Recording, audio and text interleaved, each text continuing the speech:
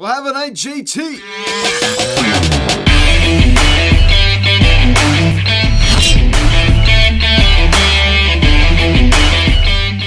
Yo, what is going on, everybody? Welcome to Phillies Not So Media. Here recapping tonight's game between the Phillies and the Miami Marlins as the Phillies defeat the Marlins by a final score of 6-1 as they have now taken the first two games of the three-game set against the Marlins as they have now secured a series win as they're going to be going for the series sweep tomorrow at 6:40.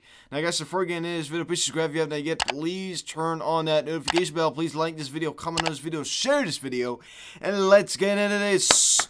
So Realmuto with 2 home runs tonight. Of course, he goes back-to-back with Bryce. So Bryce was able to hit his 17th tonight. JT 17th and 18th on the season. So I think we're going to be seeing another season with Realmuto with 20 home runs, which would just be incredible. Something we didn't think he was going to be able to do 3 months ago.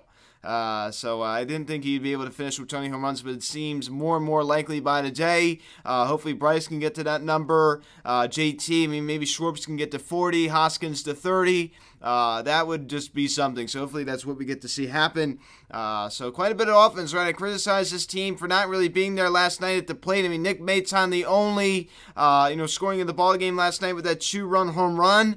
But things were a little bit more energetic here tonight in Miami. So the Phillies were able to collect 8 hits on 6 runs, while the Marlins collect 8 hits on just 1 run. So Kyle Gibson didn't really start off too well, but he was able to settle in and get the job done and give us a more than above average start. So that is one heck of a start out of your number 5 guy, that is for sure. As we get the scoring summary here, in the bottom of the first inning, J.J. Bleday singles on a sharp line drive to right field. Brian Anderson comes around to score.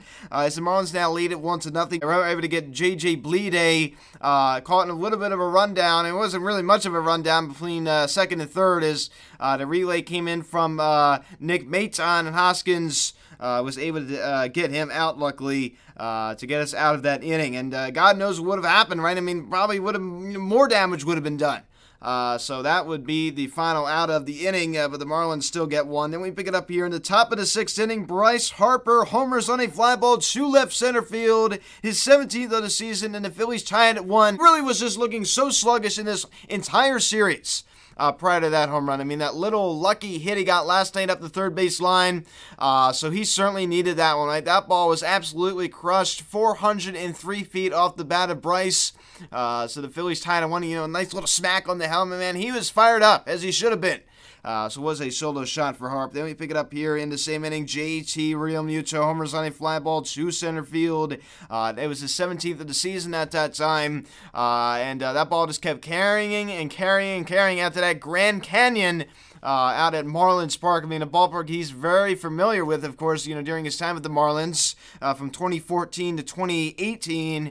And the Phillies now take a 2-1 lead. So the BCIB does it again. Of course, he wasn't really there too much last night at the plate, and he really wasn't that productive, last week against the Marlins. Tonight, he was certainly there. That is for sure. So 2-1 Philadelphia. Then we pick it up here in the same inning. Gene Segura doubles on a sharp fly ball to center field. I actually thought that ball had a chance of getting out, and it did. Just missed going over the wall. It would have been a 2-run shot for Gene, but nevertheless, he settles with his 9th double of the season. Only 9 doubles for Gene, right? I mean, he has, did miss, about 2 months there.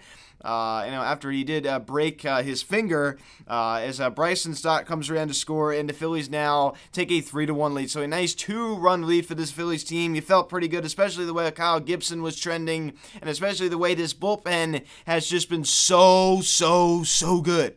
So you felt pretty good at this point of the ball game, I'll be honest. So we pick it up here in the top of the 7th inning, just to kind of give us an extra comfort. The Phillies put this one out of reach at this point, I'd say, as JT Realmuto homers on a fly ball to right field the other way. A 3-run blast. Also scores Kyle Schwarber and Bryce Harper, and the Phillies now lead it 6-1. So 6-1 Philadelphia, a 5-run lead for this Phillies team.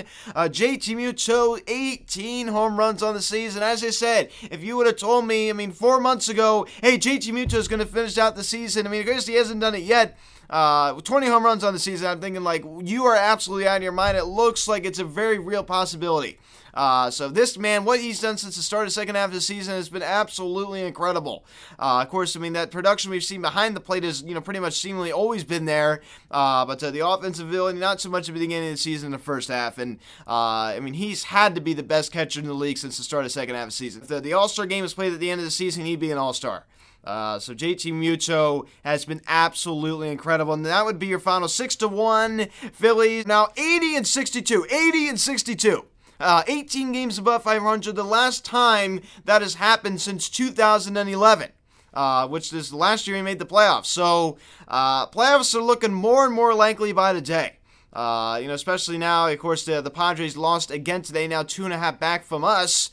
The Brewers, I mean, they're still hanging in there. As we go take a look at Kyle Schwarber out of the leadoff spot, collecting a knock tonight. Of course, it was a single and also scoring on the JT Realmuto second home run of the night. Of course, his first was just a solo shot.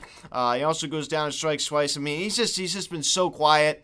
This is the kind of year where he should be, playing pretty well. He just isn't.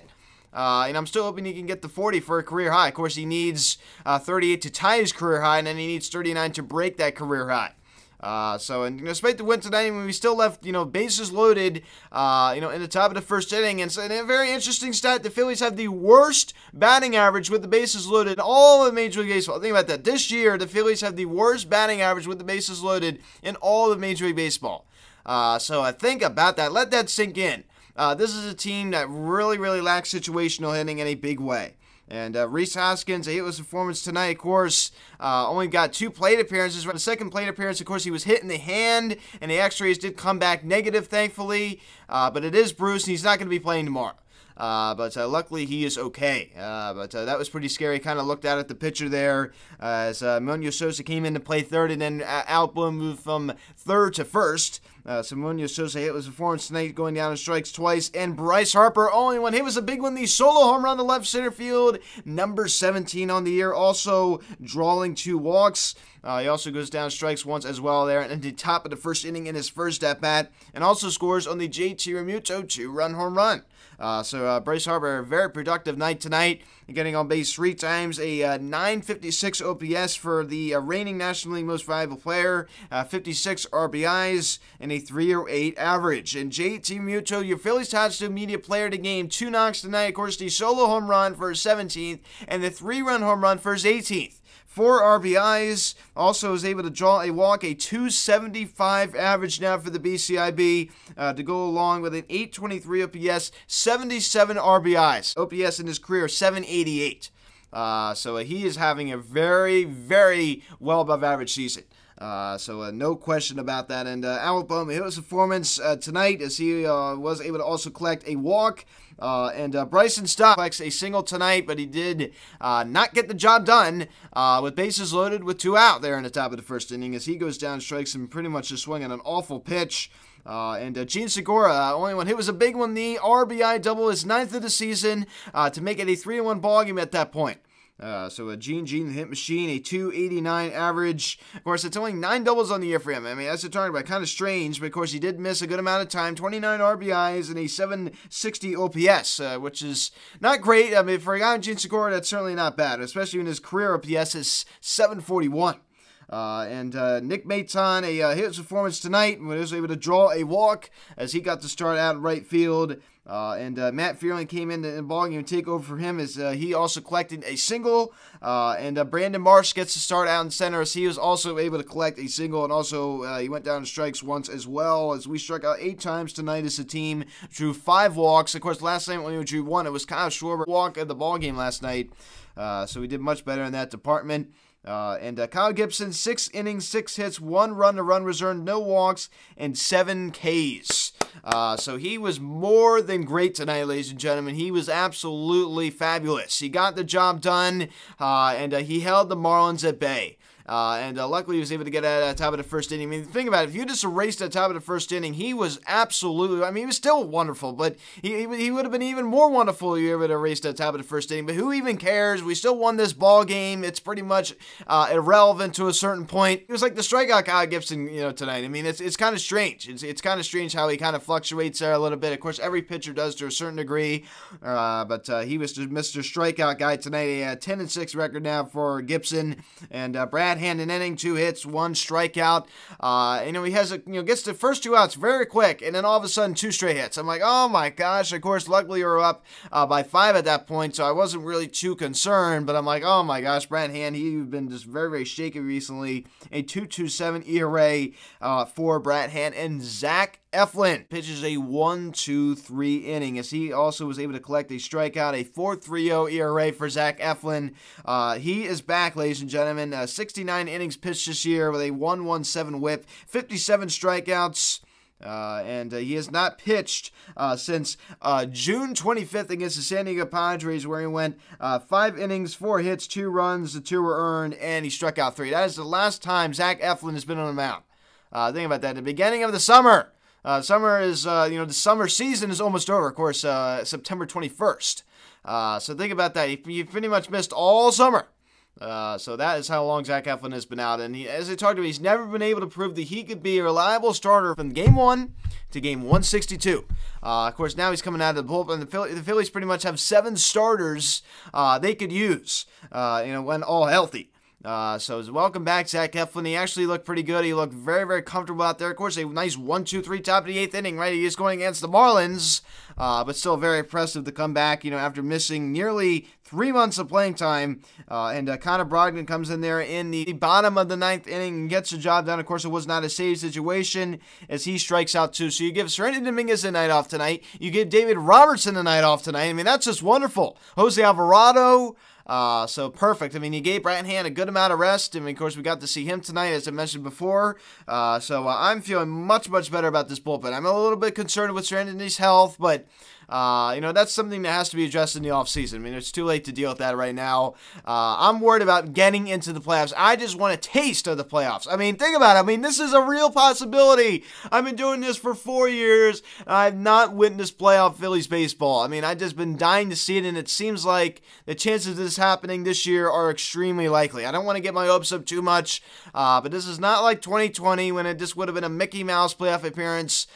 This is legit. This Phillies team is actually playing very good baseball, and it's so exciting to watch. Hopefully, Bryce can kind of get back to his true MVP form. If JT can continue to play like the BCIB, if Kyle Schwarber can kind of go back to his first half ways. Not even one word heard about Nick Castellanos. I've not heard a thing about him. He's kind of seems like he just fell off the face of the earth. It's just kind of strange if you ask me. And I'm going to go back to Rob Thompson again. He continues to back Kyle Schwarber leadoff. I mean, what is it going to take for this guy? What is it going to take for this guy? This reminds me of the Joe Girardi, and why should I be surprised? The question is, will Rob Thompson be brought back next year as the Phillies manager? And it all depends on if the Phillies make the playoffs. That's pretty much what it's hinging on right now, I'd say. I think everybody would agree. The Phillies missed the playoffs and collapsed. I cannot see in any scenario where he would be brought back as manager. But if the Phillies make the playoffs, I mean, how in the world can you justify not bringing this guy back? He took a Phillies team that was just absolutely in the gutter in early June and, led them to a playoff appearance of some sort. Of course, we don't know what it's going to look like yet. I mean, we don't even know if it's even going to happen. But, of course, as I said, the chances are pretty likely. So just one more against the Marlins, one more meeting against these guys this season. Think about that. So 6:40 first pitch tomorrow night. Noah Syndergaard, Thor takes him out 9-9 with a 4.09 ERA, going against Lopez 8-10 with a 4.04 ERA. Of course, we were unable to sweep them last week at Citizens Bank Park. We should have, but we didn't. So we have an opportunity to do it down there in Miami. So hopefully we could do that, right? Of course, we did do it the final series before the All-Star break down there. So hopefully we could do that again. So guys, thanks so much for watching this video. Please subscribe if you haven't yet. Please turn on that notification bell. Please like this video, comment on this video, share this video. Check out the social media link in the description section at Phillies Attitude Media, Instagram. Follow me on Twitter at Piazza Media. Card text 267-225-3392. Email me philliesatitudemedia@gmail.com. So guys, thanks so much for watching. I'm Luke, and I'll talk to you later. Let's go Phils. See you guys.